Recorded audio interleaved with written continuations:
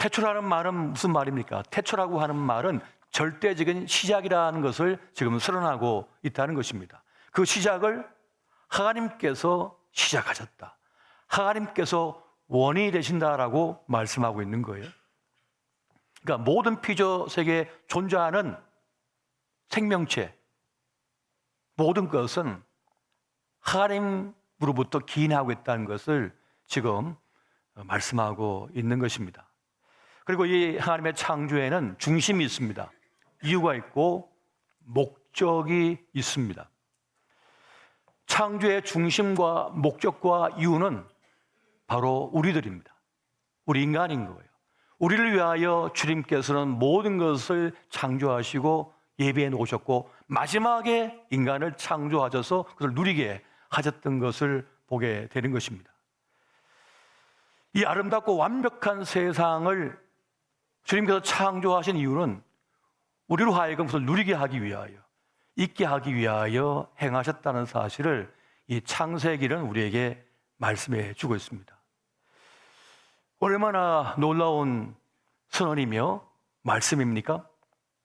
이것을 안다면 우리는 우리 인생을 함부로 다룰 수가 없습니다. 함부로 말할 수 없습니다. 함부로 취급할 수 없습니다. 저 우주에 있는 수많은 별보다 우리가 중요하다는 사실이에요. 그만한 가치를 가지고 있다는 것입니다. 저 달보다도, 저 명왕성보다도, 저 목성보다도, 토성보다도 더 귀한 존재가 우리라고 하는 사실을 창세기는 우리에게 말씀해 주고 있는 것입니다. 여러분, 이것을 믿으시기 바랍니다. 여러분, 어쩌다가 생긴 존재가 아니라니까요. 원숭이 새끼가 아니라니까요. 거기서 나온 게 미물이 아니라니까. 왜 짐승이라고 스스로 폄하하고 살고 있냐고요. 꼭 그렇게 말하고 싶으세요. 첫째야 너는 원숭이의 우순이여, 둘째야 너는 그 찌끄러기여 라고 짐승이라고 왜 얘기하냐고요. 바보같이 스스로 자기를 폄하하고 엉터리같이 평가하며 살고 있는 것이 인간의 어리석음이 아닙니까? 그래서 하나님께서는 이 창조의 기사를 통하여 우리로 하여금 우리가 어떠한 존재인가를 지금 말씀해 주고 있는 것입니다. 여러분, 세상의 모든 존재하는 것들은 처음이 있습니다. 시작이 있는 거예요. 그것이 바로 태초라고 하는 것입니다. 하나님께서 이 세상을 창조하셨고 존재케 했다는 것은 우리 있음이, 나 있음이 하나님에 의하여 존재하게 됐다는 것을 말씀하고 있다는 것입니다. 그러니까 우리를 하나님께서 시작하셨다, 존재하게 하셨다는 것을 말씀해 주고 있다는 것입니다. 하나님의 창조 사역을 보면 몇 가지를 발견할 수 있습니다. 그 중요한 부분을 보게 되면 첫 번째는 없음 무에서 창조하셨다라고 하는 것을 우리는 알게 되어집니다. 하나님께서는 없던 것을 있게 만드신 분이라는 거예요. 여기 창조라는 거예요. 무에서 유를 창조하신 분이 하나님이시다라고 하는 것을 우리에게 지금 말씀하고 있는 것입니다. 생명 없던 곳에 생명을 있게 하시는 거예요. 기회 없던 곳에 기회를 주시는 분이 하나님이시라는 거예요. 희망 없던 곳에 희망을 주신 분이 하나님이시라는 겁니다. 그러니까 없던 것을 있게 만드신 분이 바로 하나님이시다. 또 그것을 존재하게, 또 그것을 생존하게 하시는 것이 하나님이시다라고 하는 것을 지금 우리에게 말씀해 주고 있는 것입니다. 여러분, 우리 있음이 하나님의 뜻인 줄 믿으시기 바랍니다.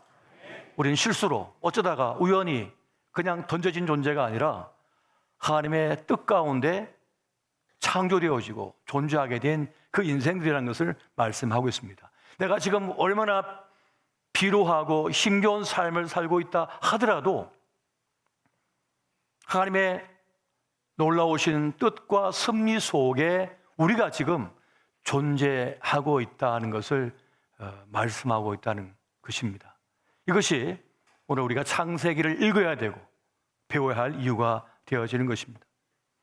두 번째는 어둠과 공허와 혼돈 속에서 우리를 창조하셨다고 하는 것을 오늘 본문은 알려주고 있습니다.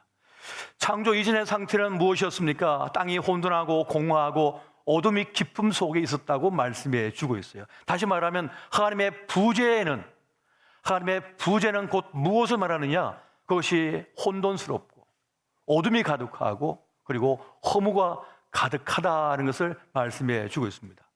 하나님이 없다고 말하는 이들마다, 하나님께서 없다고 주장하는 사람들마다 그 삶은 혼돈입니다. 그 삶은 허무예요. 그 삶은 어둠이에요. 막막함이에요. 하나님이 없는 인생은 혼돈과 허무와 어둠으로, 기쁨으로 가득하다는 사실입니다. 왜 살아야 되는지도 몰라요. 그냥 사는 거예요. 남들이 사니까 그냥 사는 거예요. 남들이 뛰니까 그냥 뛰는 거예요. 남들이 빼앗으니까 그냥 빼앗는 거예요. 남들이 욕하니까 그냥 같이 욕하는 거예요. 왜 욕하는지도, 왜 사는지도 모른 채 그냥 살아가고 있다는 것입니다. 여러분, 사람은 무에서 왔기 때문에, 없음에서 왔기 때문에 없음에 대한 공포가 있습니다. 두려움이 있습니다. 그래서 자꾸 뭔가를 채워야 된다고 생각하는 거예요. 뭔가를 가져야 된다고 생각하는 거예요. 없음에서 왔기 때문에, 무에서 왔기 때문에 그 없음에 대한 공포, 없음에 대한 두려움이 가득 차요. 그래서 주변에 늘 사람을 가득 채워야 된다고 생각하는 거예요. 그리고 뱃속을 가득 채워야 된다고 생각하고 뭔가를 많이 소유해야만 된다고 생각해서 끊임없이 긁어모으는 거죠. 끊임없이 가지려고 하는 거죠. 그래도 채워지지가 않은 거예요. 왜? 하나님의 부재이기 때문에. 그런데 그러한 인생들에게 하나님께서 찾아오셨을 때 사람은 비로소 위로를 얻게 되고 인생의 답을 얻게 되고 용기를 얻게 되는 것을 우리가 보게 됩니다. 그렇게 태초에 어둠과 혼돈과 허무가 가득한 그곳에 하나님의 영이 수면 위에 계셨다라고 말씀합니다. 하나님께서 이제 임재하시자 그 어둠과 혼돈과 공허가 기쁨이 사라져버려요. 그곳에 평안이 와요. 그래서 하나님의 질서가 세워지게 되는 것을 보게 됩니다. 그렇게 하나님 없는 인생에 하나님께서 찾아 들어가시면, 하나님 없는 가정에 하나님께서 들어오시면 그 가정에 평안이 찾아오고 안식이 세워지며 질서가 세워져요. 비로소 위로를 받는 인생들이 되어지기 시작한다는 것을 말하는 것입니다. 그 하나님의 창조에는 또 한 가지 놀라운 점이 있습니다. 그 세 번째는 그 어둠 위에 빛을 주님께서 창조하셨다는 것입니다. 하나님께서 그 빛 없는 곳에 빛을 주셔서 비로소 빛과 어둠이 나뉘어지면서 낮과 밤이 되면서 하루라고 하는 그 삶을 우리가 살아내게 되어졌습니다.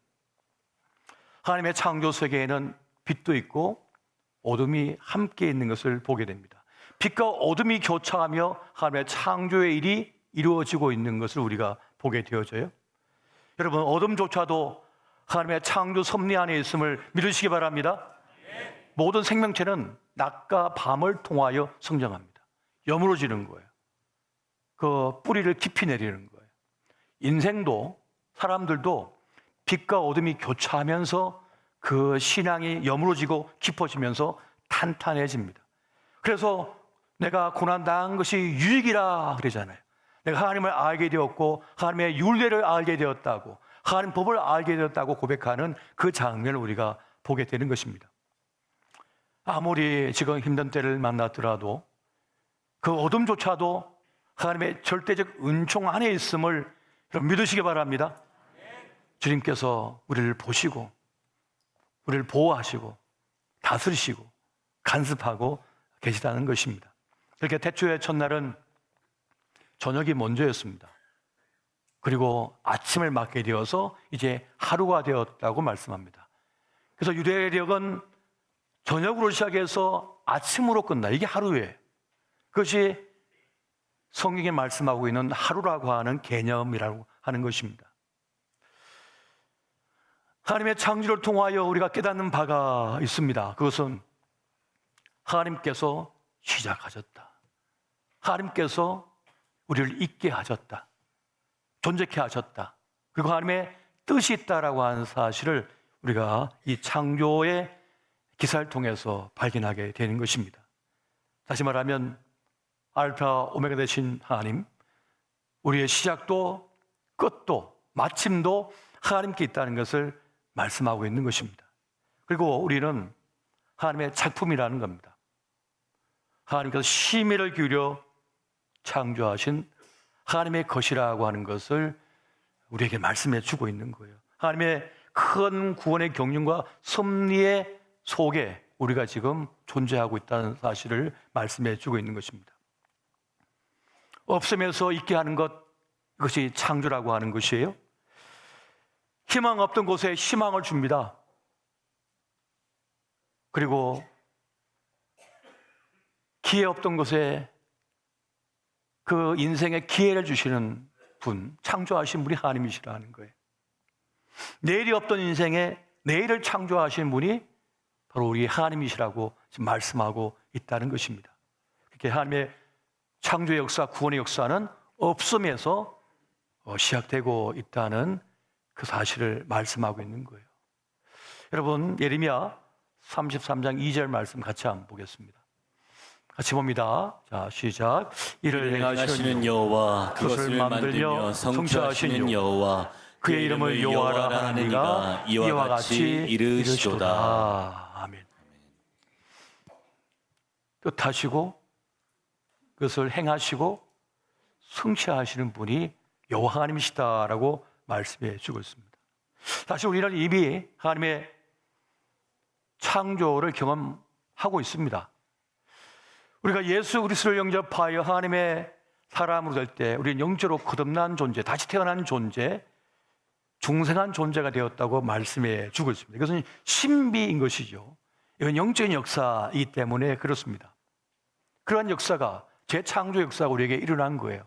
여러분, 베드로전서 1장 23절도 같이 한번 보겠습니다. 같이 봅니다. 시작.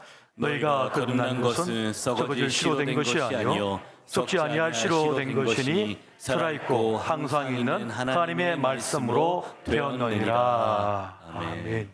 우리가 거듭나게 되었다고 말씀해 주고 있습니다. 말씀을 통하여, 성령의 역사를 통하여 우리는 다시 태어난 존재가 되었다고 말씀하고 있습니다. 그렇게 다시 창조된, 태어난, 거듭난 인생들은 영적인 것을 경험해요. 영적인 현상을 경험해요. 어떤 분은 이것을 영적 입덧 현상이라고 말씀합니다. 내 안에 생명이 잉태하게 되면 어떤 일이 벌어집니까? 변화가 일어납니다. 전에 좋아하던 것을 싫어하게 됩니다. 전에 가까이 하던 것을 멀리하게 됩니다. 전에 따르던 그 길을 따르지 않게 됩니다. 변화가 일어나게 되는 것이죠. 지난 과거의 구습에 묶여있던 내가 그것에서 벗어나서 자유를 누리게 됩니다. 예수가 내 안에 들어오니 내 삶의 변화가 일어나는 거예요. 제 창조의 역사가 일어나는 거예요. 진리를 알지니 진리가 너희를 자유케 하리라는 그 말씀처럼 전에는 어떤 사람의 말에 내가 묶여 있었어요. 어떤 사건으로 인하여 내가 묶여 있었어요. 거기에 끌려다니는 인생이 되었어요. 압도당한 인생을 살았어요. 그런데 이제 거듭나 버리니까, 하나님의 창조를 경험하니까 이제는 그것에서 자유함을 누리게 돼요. 그렇게 예수가 함께한 이들, 하나님의 임재가 있는 그 사람에게는 그러한 창조의, 재창조의 역사가 나타나기 시작한다는 것입니다. 전에는 남에게 뒤처질까? 나만 낙오자가 된 건 아닐까? 나만 실패한 인생이 아닐까? 두려웠고 불안했고 힘겨웠어요. 사는 것이 비참했어요. 남들은 잘 산다고 그러는데 나는 잘 산다고 느끼지 않습니다. 남들은 나에게 행복하게 보인다고 말하지만 나 행복한 것이 아니에요. 전에는 경쟁하여 굳이 이겨 먹으려고 했어요. 마을 싸움하면 반드시 이겨 먹어야만 직성이 풀렸어요. 하지만은 이제는 굳이 그렇게 할 필요가 없다는 걸 압니다. 그래서 굳이 이겨 먹으려고 하지 않고요, 굳이 앞서려고 하지 않습니다. 그냥 내 몫의 인생을 누리면 되는 거예요. 소소한 인생의 즐거움을 누리는 그런 삶을 살아갑니다. 그렇게 거듭난 사람, 하나님의 창조 역사를 경험한 사람은 영적인 눈이 열려져 버린 거죠. 그래서 새롭게 보는 거예요. 다르게 보는 거예요. 다른 차원으로 보는 거예요. 그 한 사람 한 사람의 생명이 얼마나 소중한지를 깨달아요. 귀하게 여겨져요. 그래서 남들이 그런 빨갛다, 그런 파랗다, 그런 시커멓다, 온갖 얘기를 해도 하나님의 영적 눈으로 보니 그 인생도 소중한 인생이고 존귀한 인생이고 가치 있는 인생이라고 여겨집니다. 함부로 말하지 않습니다. 도리어 그의 안타까운 상황을 보면 그를 위해 축복하고 기도해 주는 거죠. 그를 위로해 주는 거죠. 그런 삶의 변화가, 그런 역사가 나에게 나타나게 되어지는 것입니다. 그래서 하나님의 창조하심을 아는 사람은 끝도 하나님께 있음을 압니다. 인정합니다. 하나님의 뜻에 맡기는 거예요. 여러분, 요한계시록 22장 13절 말씀 같이 한번 보겠습니다. 같이 봅니다. 시작. 나는 알파와 오메가요, 처음과 마지막이요, 시작과 마침이니라. 아멘. 시작도 하나님께 속해 있는 것이고 마침도 하나님께 속해 있다는 그 말씀인 것입니다. 시작하신 것도 하나님이시고 끝내시는 분도 하나님이시라는 거예요. 그분이 창조자이시다는 말씀하고 있는 것입니다. 하나님께서 끝내지 않으시면 끝난 것 같아도 끝난 것이 아닙니다. 하나님께서 끝내셔야 끝이 나게 된다는 거예요. 하나님께서 우리를 향하여 뜻을 갖고 계시고 역사를 행하고 계십니다. 우리 개개인의 그 일을 행하고 계신 것이죠. 여러분, 빌립보서 1장 6절 말씀 같이 한번 보겠습니다. 자, 시작. 너희 안에서 착한 일을 시작하신 이가 그리스도 예수의 날까지 이루실 줄을 우리는 확신하노라. 아멘. 확신하십니까? 하나님께서 우리 자녀를 향하여 뜻이 계셔요. 선한 일을 시작하셨어요. 근데 우리는 세상 말을 듣고 세상의 기준을 가지고 세상의 잣들을 가지고 함부로 평가해 버립니다. 함부로 결론 내버립니다. 이 얼마나 악한 행동입니까? 인간은 그렇게 평가될 존재가 아닙니다. 인간의 사람의 아주 단순한 그 짧은 소견, 판단력 가지고 그동안 얼마나 많은 죄를 단행했습니까? A급이니 B급이니 C급이니 하면서 결론 내버렸잖아요. 그 아이의 가능성, 그 아이의 가치, 그것을 다 뭉거뜨려 버렸어요. 무시해 버렸어요. 우리가 가지고 있는 틀로서 그냥 딱 갖다 대고는 다 틀렸다는 거예요. 과연 그렇습니까? 그렇지가 않습니다. 감히 하나님께서 창조하신 그 생명 한 사람 한 사람의 가치를 그렇게 평가할 수, 풀 한 포기도요. 풀 한 포기도요. 저희는 잡초라고 얘기했지만 그 한 포기에서 사람을 살리는 약효가 나옵니다. 특효약을 만듭니다. 전에 뭐라 했어요? 잡초라 그래요. 다 불태워버렸잖아요. 근데 과학이 발전하고 의학이 발전하면서 그 풀 한 포기에서 나오는 그 물질이 사람을 해독작용해서 사람을 살려낸다고 하는 것을 알게 돼가지고 그걸 재배하고 하지 않습니까? 사람의 무지가 그렇게 함부로 하나님께서 창조하신 풀 한 포기도 꽃 한 송이도 특히 사람에 대하여 함부로 판단하고 결론 내리고 있었다는 거예요. 여러분, 인간적인 시각으로 보면 베드로는 실패한 인생이죠. 그런 수제자였지만은 3번이나 예수님을 부인하고 저주까지 하면서 도망쳐버렸거든요. 그 숨어 있었거든요. 세상의 논리와 이성으로는 그런 배신자예요. 그런 변절자예요. 그런 끝이다. 어떤 것도 기대할 수 없는 인생이에요. 그런데 우리 주님께서는 끝내지 않으셨습니다. 베드로를 시작하신 주님께서는 그를 찾아가 주셔서 그에게 물으십니다. 요한의 아들 시몬아, 네가 나를 사랑하느냐? 3번이나 연거푸 묻힐 때 베드로는 예, 제가 주님을 사랑합니다. 제가 주님을 사랑하는 줄 주님께서 아십니다. 라고 고백을 합니다. 그때 주님께서는 말씀하시죠. 내 양을 먹이라.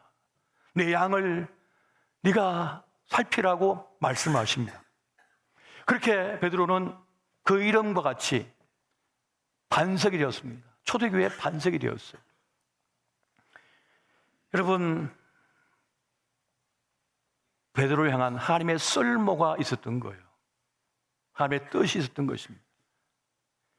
지금 이 자리에 서 있는 저나 여러분들, 우리의 자녀들, 이 세상에 존재하는 모든 이들을 향한 하나님의 뜻이 있음을 믿으시기 바랍니다. 주님께서 시작하셨기 때문에 주님께서 마치게 하시는 거예요. 주님께 달려있다는 사실이었습니다. 가끔씩 자기 의나 자기 생각이나 자기 주장에 강한 분들이 계셔요. 근데 이분들은 가끔씩 교회에 대하여 함부로 평가를 내려버립니다. 결론을 내려버립니다. 교회가 크다, 교회가 작다. 자신의 눈으로, 자신의 짧은 경험으로 그냥 그걸 결론 내버려요. 어떤 사람의 믿음에 대해서 신앙에 대해서도 마찬가지. 함부로 이 사람에 대하여 이렇다 저렇다 결론 내버려요. 다 한다고 그래요. 정말 다 아는 것입니까? 하나님의 자리에서 하나님이 되어서 그 사람을 끝내려고 그래요. 그래서는 안 되는 것입니다. 함부로 단죄해서는 안 되는 것입니다.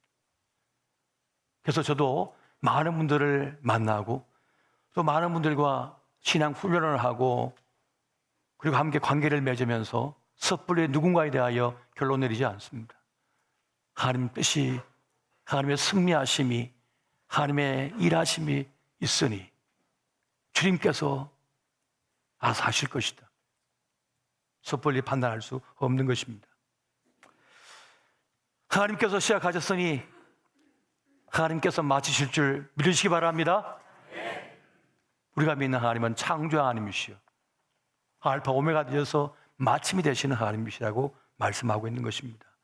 또한 주님께서는 우리를 위해서 새 일을 행하시는 분이십니다.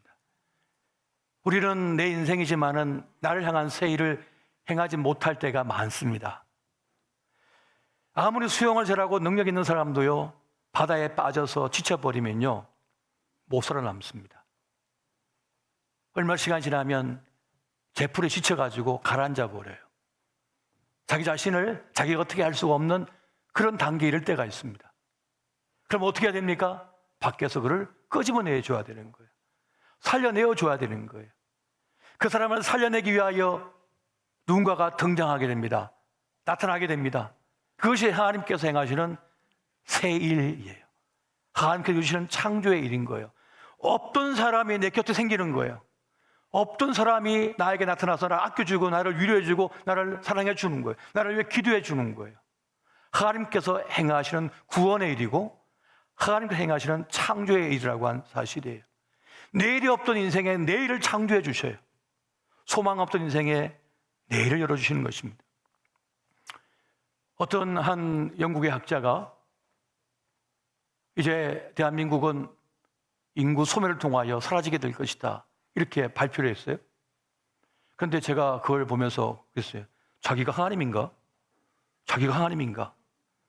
그런 말은 이전부터 많았습니다. 여러분, 일제시대 때 저 영국이나 미국이나 수많은 나라에서 조선은 끝났다 그랬어요. 이 한반도는 끝났다 그랬어요. 끝났습니까? 6.25 때 전 국토가 다 전소가 되고 불바다가 되었어요. 잿더미가 되었어요.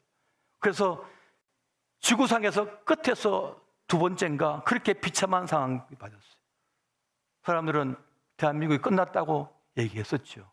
끝났습니까? 그렇게 쉽게 끝나지 않습니다. 왜 그렇습니까? 하나님께서 시작하셨거든요. 그렇게 쉽게 끝나지 않습니다. 하나님께서 하신 일은 우리가 다 가늠할 수가 없습니다. 다 할 수가 없어요. 어떻게 그 길을 열어가실지, 어떻게 역사하실지 말이죠. 하나님께서는 위대한 구원의 큰 그림 속에 우리를 사용하고 계십니다. 지난날 다니엘을 사용하셨고요. 지난날 모세를 사용하셨고요. 다윗을 사용하셨고요. 지난날 베드로를 사용하셨고요. 그리고 지금 우리 시대에 우리를 사용하고 계십니다. 우리 청주 진미교회를 사용하고 계시고 우리를 사용하고 계시는 거예요. 하나님의 구원의 큰 그림 속에 지금 우리가 있는 거예요. 내가 서 있는 거예요. 나의 가능성을 우리 자신도 다 모릅니다.